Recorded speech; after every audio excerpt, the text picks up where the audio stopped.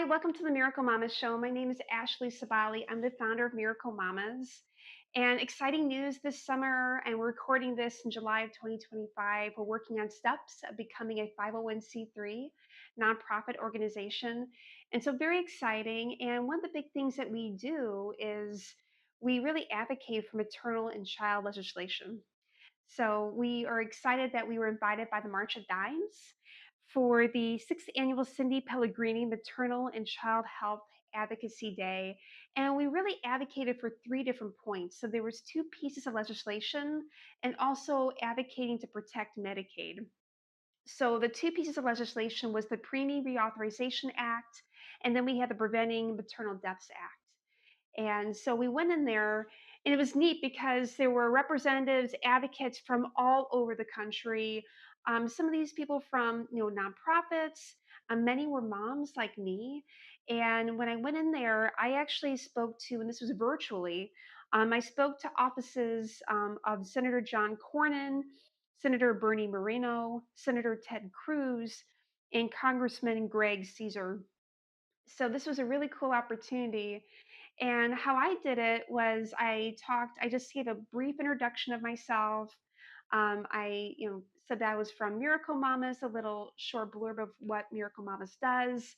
And then I told my story and I linked it to the two particular bills. And it's really interesting because you only have about 15 to 20 minutes with a representative, sometimes 30, but really it's usually 15 to 20 with a representative or someone or an office staff. And we spoke to office staff for each of these different offices.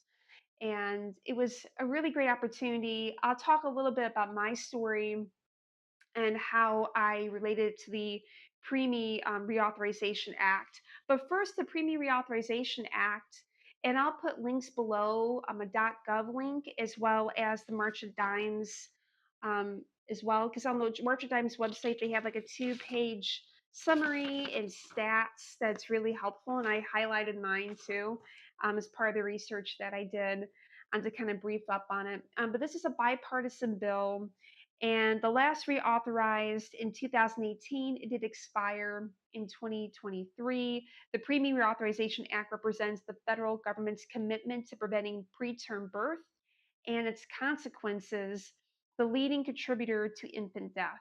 During the 118th, this bill unanimously passed the House and Senate Health Committee.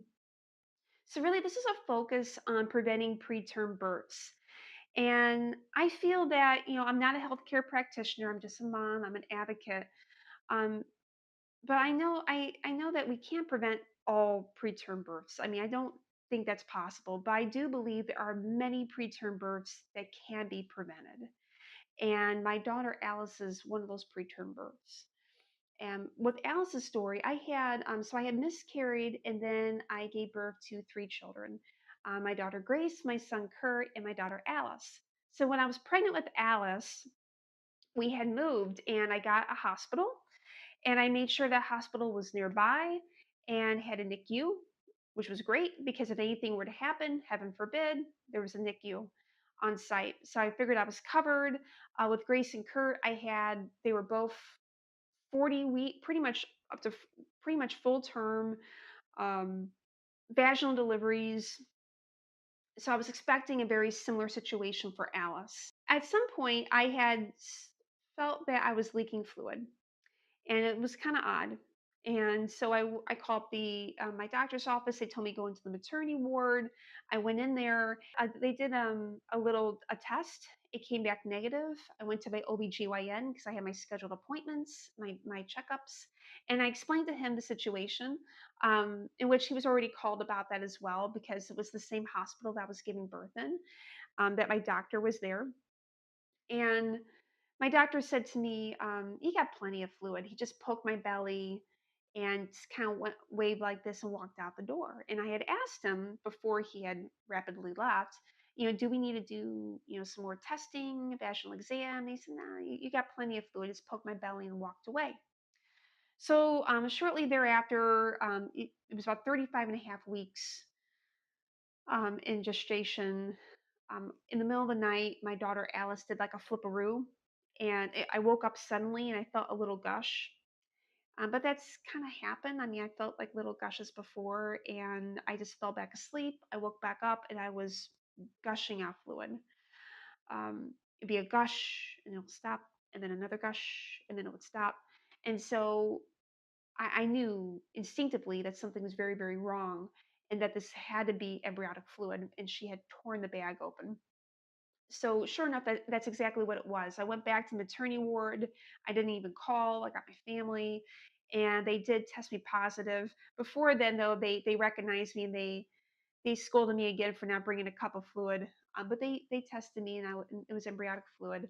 So we did a C-section because Alice did that flipperoo and she busted the bag open all the way.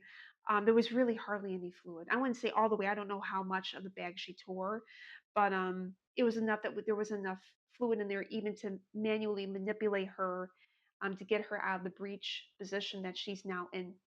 So we did an emergency C-section, and the next day, one of her lungs collapsed, and she was taken to another NICU about 40 miles away, a higher level NICU, because the NICU doctor at the hospital that I was originally in said, you know something, I can't sustain her, and she needs to go to a higher level NICU. So that's exactly what I signed the paperwork.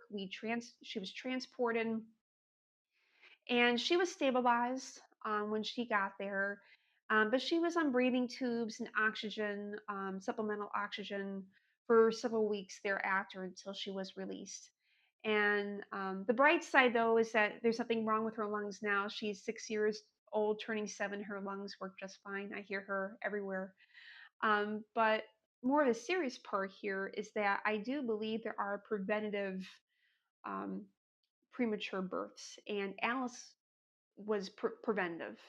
From my perspective as a mother, in looking back at it, I believe I was leaking embryonic fluid. And I think if we would have taken more steps, more testing, a vaginal exam, maybe taking precautionary measures of having me, bed rest, whether it's at home or in a hospital setting, we could have prolonged her birth, and her lungs didn't have to collapse. She didn't have to go to another NICU. And luckily, Alice had a happy ending. But not all premature births go that way. And we want to prevent premature births because we want to make sure that babies have we want to make sure we have, the best health for babies that we can. And we want to make sure that they are fully, as fully developed as they can be, and have that fighting chance. And I think it's very important. And so that's how I wrapped it up. And then there's a dollar and cents aspect from the perspective of looking at my older two, births, Grace and Kurt, from their births versus Alice's, that NICU stay, and also just having emergency C-section, the costs were exponentially high. And so there's a dollars and cents factor in that too. But most importantly, it's the right thing to do for representatives to get behind this bill and to ensure that our innocent babies who are being born to this world have that fighting chance, and that we have preventative measures in place for preterm births. So that's my spiel. I really encourage, if you're interested in this, check it out, and advocate with your local representatives. In my next video, I will talk about the Preventing Maternal Deaths Act. That's the other act that we talked about as well. And I'll talk about how I told my story and how I tied that together. So thank you for tuning in, and hope to see you next time.